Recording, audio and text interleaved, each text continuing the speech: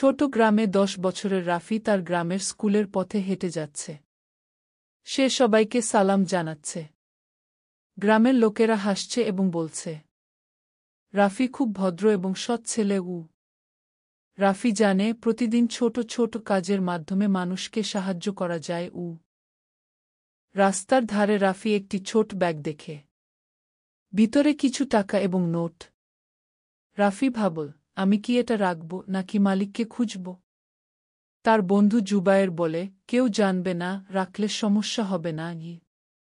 রাফি মনে মনে ভাবে, মা সবসময় বলে, যা আমার নয় তা রাখলে সৎ মানুষ হওয়া সম্ভব নয়। রাফি ঠিক করে মালিক খুঁজে বের করবে। সে বাজারে গিয়ে দোকানদারদের জিজ্ঞেস করল। এক বৃদ্ধ দোকানদার বললেন, এই ব্যাগটা হয়তো হাসান চাচার, তিনি গতকাল বাজারে এসেছিলেন।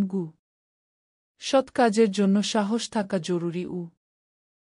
রাফি হাসান চাচার বাড়িতে গিয়ে ব্যাগ ফিরিয়ে দেয়।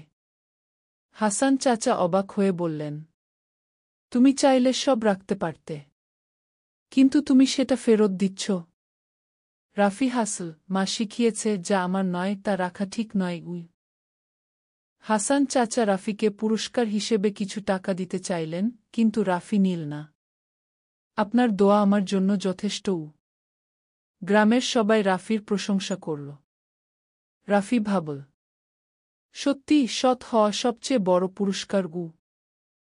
প্রিয় বাচ্চারা, সবসময় সৎ থাকো, সাহায্য করো এবং যা তোমার নয় তা ফিরিয়ে দাও। সততার মাধ্যমে মানুষকে ভালোবাসা যায় এবং ভালো মানুষ হওয়া যায়।